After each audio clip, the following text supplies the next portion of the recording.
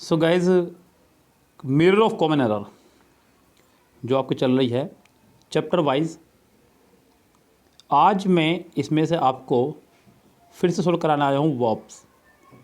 अभी कुछ ही दिन पहले मीन्स परसों ही मैंने आपको वर्ब्स का प्रैक्टिस सेट कराया था, जिसमें मैंने आपको 1 to 20 सेंटेंस आपको सोल्व कराए थे पार्ट 1 में। क्योंकि बात ये थी कि सर समझा दिया करो खूब अच्छे से, चाहे क्वेश्चन भले ही कम हो जाएं। अब कुछ बच्चों की समस्या रहती है कि सर क्वेश्चन ज़्यादा कराया करो, कुछ बच्चों की समस्या रहती है कि सर समझाया ज़्यादा करो। तो आज देखते हैं कितने क्वेश्चन हो पाते हैं, लेकिन मेरा सारा फोकस आपको समझाने पर रहेगा। जितना हो सकता है मैं आपको समझाने की कोशिश करूँगा पहले। ओके गाइस, तो हम लोग पूरा फोकस रखेंगे समझाने पर, उसके बाद में हम लोग धीरे धीरे आगे बढ़ेंगे। ये आपका वर्ब नाम का चैप्टर है एक,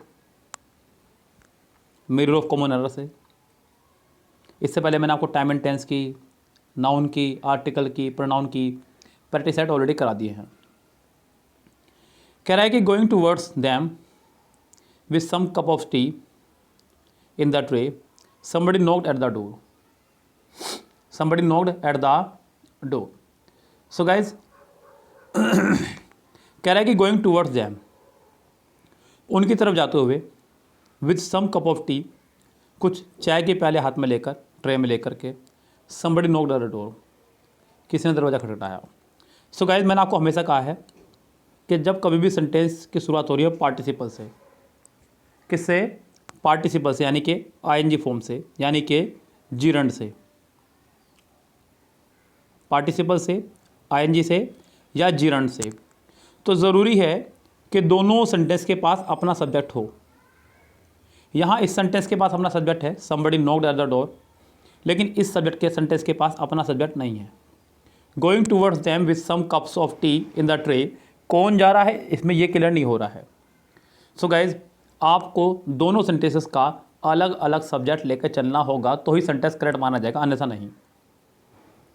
यहाँ सेंटेंस के पहले पार्ट में सेंटेंस से पहले सब्जेक्ट नहीं है, आपको एक सब्जेक्ट अपनी तरफ से लगाना होगा। वो क्या रहेगा आपका, क्योंकि सेंटेंस कंटिन्यूस है, अच्छा रहेगा कि वाइल आई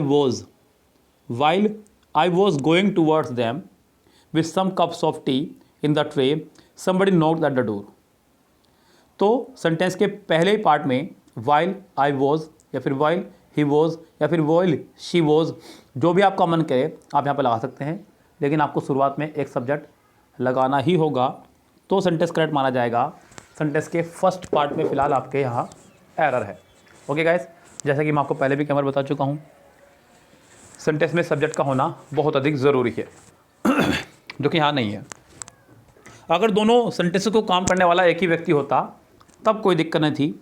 जैसे कि मैं कहने लगूँ आपसे कि having finished her work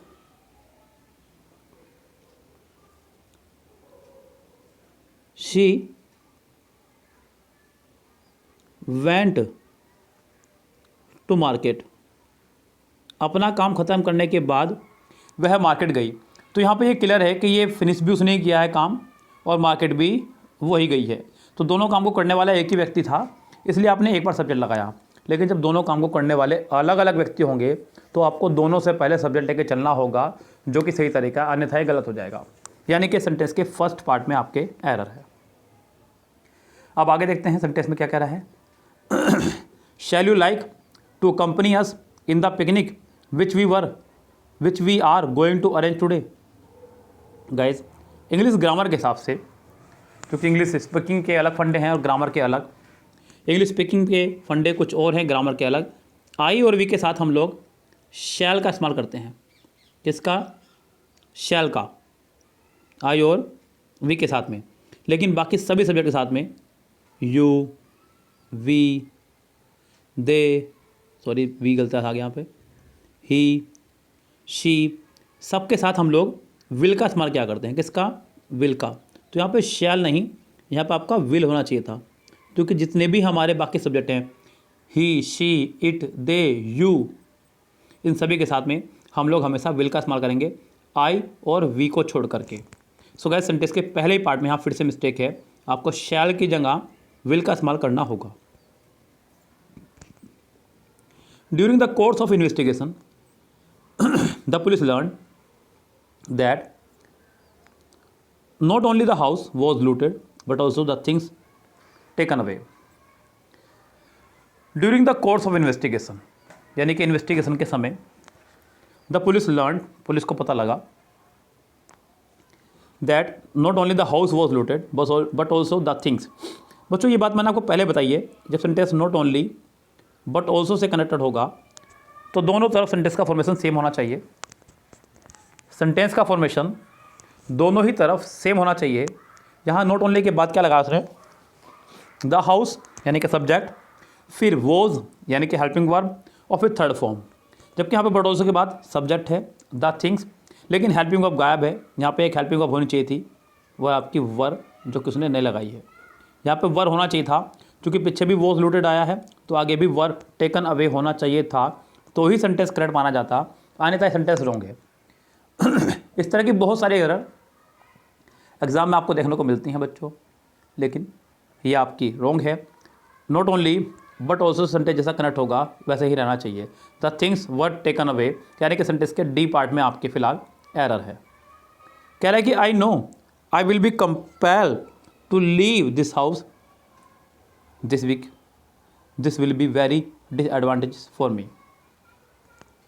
I know, I will be. Guys अभी कुछ ही देर पहले मैंने आपको बताया कि इंग्लिश ग्रामर में मॉडल वर्ब को यूज़ करते हुए हम लोग आई और वी के साथ हमेशा शैल का इस्तेमाल करते हैं। किसका इस्तेमाल करते हैं? शैल का। जबकि उसने आई और वी के साथ में यहाँ पे फिर से विल का इस्तेमाल कर दिया है। मैंने अभी आपको बताया बच्चों, कुछ बच्चे ऐसे हैं जिनकी स्पीकिंग बहुत अच्छी होगी या वो जो इंग्लिश मीडियम स्कूल से पढ़े होंगे। क्यों है बच्चों ऐसी की बात बता रहा हूँ मैं आपको, क्योंकि इंग्लिश स्पीकिंग करते समय हम लोग सभी के साथ विल का इस्तेमाल किया करते हैं, लेकिन ग्रामर के अपने फंक्शन अलग हैं, ग्रामर के अपने रूल्स अलग हैं। ग्रामर में हम लोग ये चीज़ फॉलो नहीं करते हैं। ग्रामर में आई और वी के साथ शैल, बाकी सबके साथ विल लगा करता है। यहाँ पे I shall be compel to leave this house this week which will be very disadvantages for me. So guys sentence के पहले ही पार्ट में आपके यहाँ हो जाएगी मिस्टेक। यस, फर्स्ट पार्ट ही इसका होगा आपका रॉन्ग। नेक्स्ट कह रहा है once we were dwelt by the seaside but now we have settled ourselves in Mumbai। Guys sentence को पैसिव में लेके जाने की कोशिश कर रहा है वो, लेकिन पैसिव आपको नहीं करना है, इसको एक्टिव में ही रखेंगे, क्योंकि सेंटेंस बट के बाद भी एक्टिव में ही बना है। एंड, बट, और के दोनों तरफ सेंटेंस का फॉर्मेशन सेम रहना चाहिए। एंड, बट, और के दोनों तरफ सेंटेंस का फॉर्मेशन बिल्कुल रहना चाहिए सेम। तो गाइस यहाँ पे सेंटेंस का फॉर्मेशन नहीं है सेम, क्योंकि बट के बाद सेंटेंस बनना है एक्टिव में और बट से पहले सेंटेंस बनना है पैसिव में। तो बच्चों अच्छा होगा कि आप यहाँ से वर हटा दें, बस इतना सही काम करना है, एक्स्ट्रा कुछ काम आपको नहीं करना है। सेंटेंस आपका एक्टिव में तैयार हो जाएगा अपने आप। सो गाइज सेंटेंस नंबर नेक्स्ट 26, और आई एम रियली वेरी सॉरी, और मैं भी बच्चों माफ़ी मांगना चाहूँगा आपसे, ये मेरे गले में थोड़ा सा प्रॉब्लम रहता है। अब मैं ये नहीं चाहता कि मैं इसकी वजह से वीडियो बनाना बंद कर दूँ, बस आपको थोड़ा सा एडजस्ट करना होता है मेरे साथ में। थोड़ा सा प्रॉब्लम है मेरे गले में, मैंने इसको दिखाया भी कई बार, लेकिन ये है बस, मतलब आपको उसे बर्दाश्त करना पड़ेगा। कुल मिला के बात ये है बच्चों। सो यहाँ पे सेंटेंस में कह रहा है कि I am really very sorry to learn that a reasonable man like you has lain to me. बच्चों मैंने आपको ये चीज़ें कई बार बताई हैं इंग्लिश ग्रामर के दौरान। ये तो है ट्रिक्स, अनुभव पैदा ट्रिक्स है जो मैं आपको बता रहा हूँ कि कभी भी किसी सेंटेंस में फ्यू, लिटिल, ले और लाई, कभी भी किसी सेंटेंस में फ्यू, लिटिल, ले, लाई आपको दिख जाए तो समझो गलती उसी पार्ट में ही है। समझिएगा कि गलती सेंटेंस की उसी पार्ट में है। ये तो रही आपकी अनुभव आधारित ट्रिक्स। यस बच्चों, बाकी मैं आपको क्लियर कर देता हूँ वहाँ जिसको भी। देखिए एक वर्ड होता है आपका लाई, जिसका मतलब होता है झूठ बोलना, ये फर्स्ट फॉर्म है। लाई का मतलब लेटना भी होता है, और ले होता है आपका लेट आना। क्या होता है? लेट आना। इसकी जो सेकंड फॉर्म है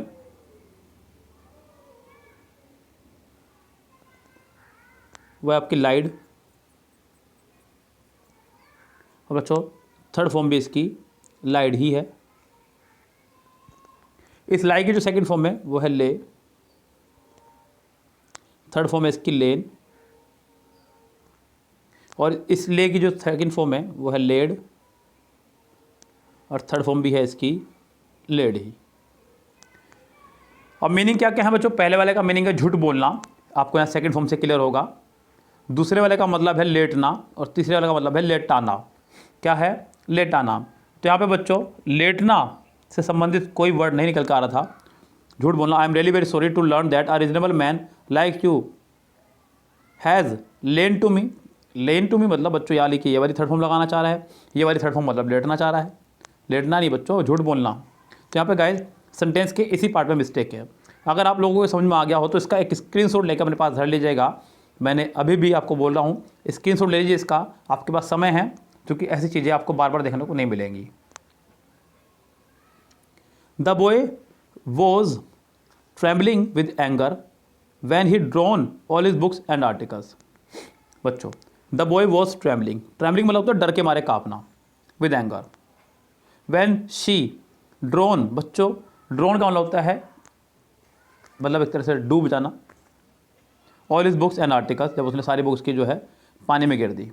बच्चों एंड के दोनों तरफ सेंटेंस सेम है, सेंटेंस पूरा पास्ट में चल रहा है, सेंटेंस में नहीं है कोई भी मिस्टेक, सेंटेंस पूरा करेक्ट है आपका। सेंटेंस वैन से जुड़ा है, वैन आपका या तो पास इंडेफिनेट की दो घटनाओं को, या एक तरफ पास कंटिन्यूअस और दूसरी तरफ पास इंडेफिनेट रहता है। तो गाइस यहाँ पे सेंटेंस बिल्कुल करेक्ट है, इसमें नहीं है आपकी कोई भी एरर। सेंटेंस नंबर 28 कह रहा है कि he does nothing but to find fault in other and laugh at them. He does nothing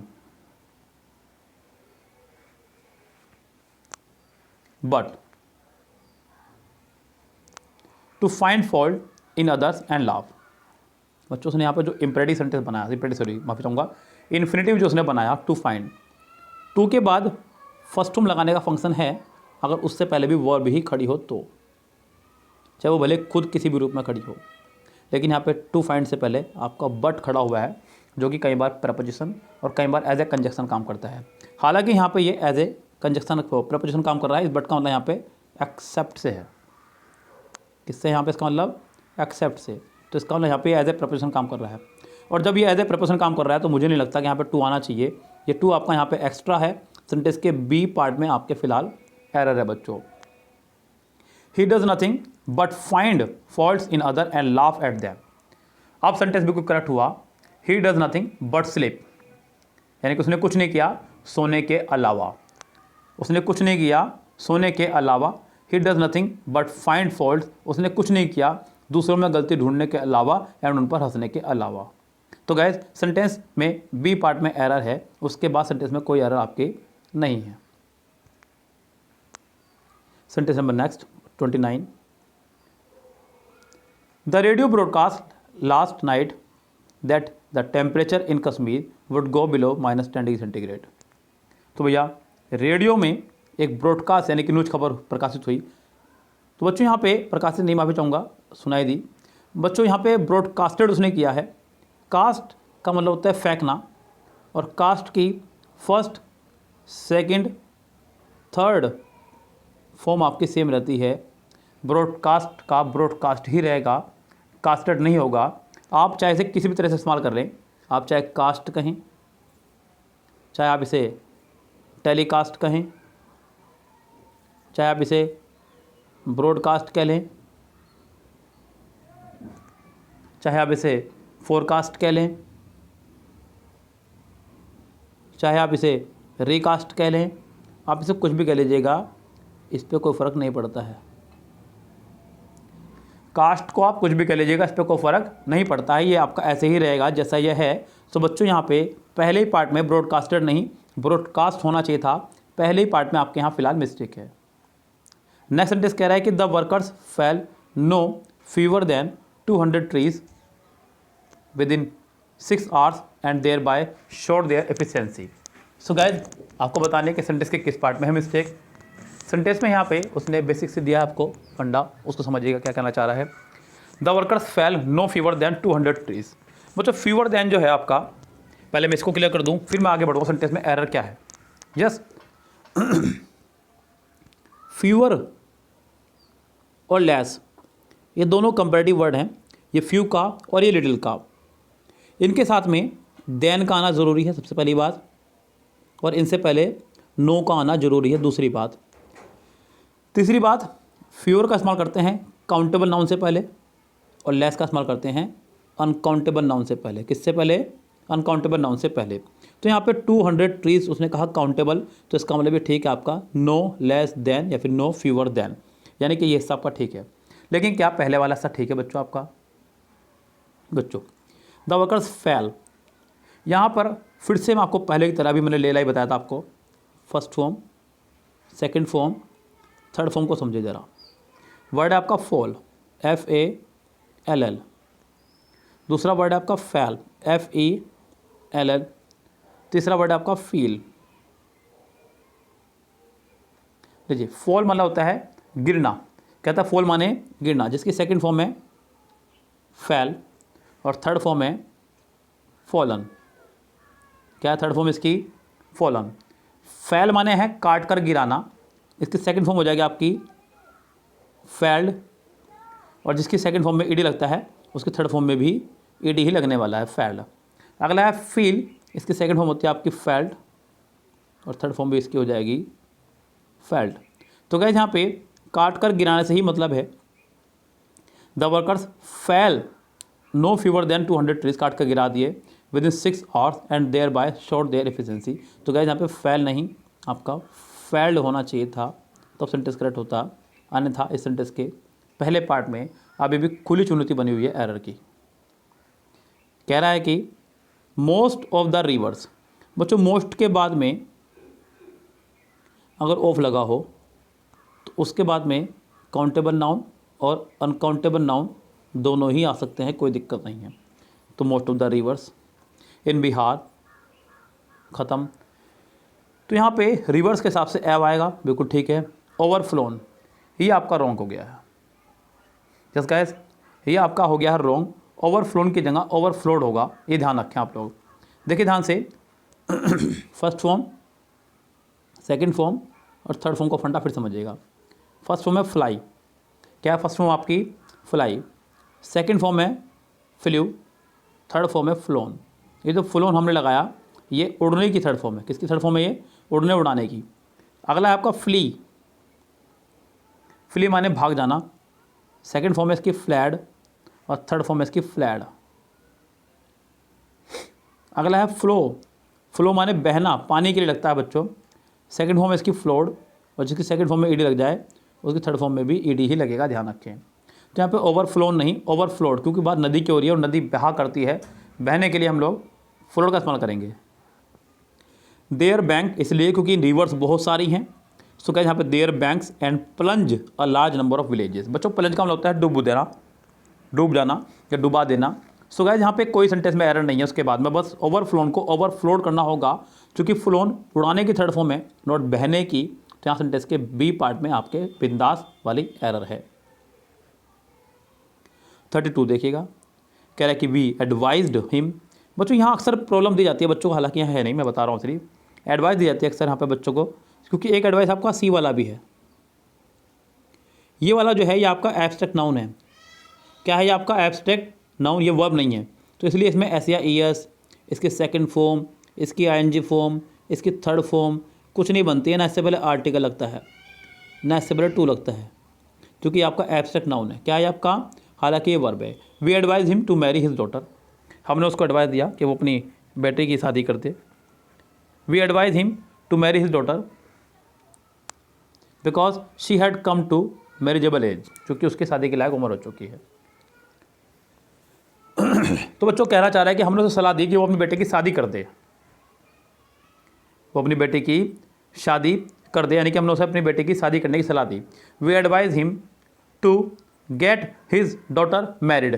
guys यहाँ पे सेंटेंस में आपको सेंटेंस को पॉजिटिव वर्ब के साथ बनाना होगा, जो कि है गेट, और गेट के साथ हमेशा वर्ब की थर्ड फॉर्म आया करती है, टू गेट हिज डॉटर, जो भी रहेगा आगे, married. Yes, to get his daughter married मतलब हमने उसे अपनी बेटे की शादी कर देने की सलाह दी।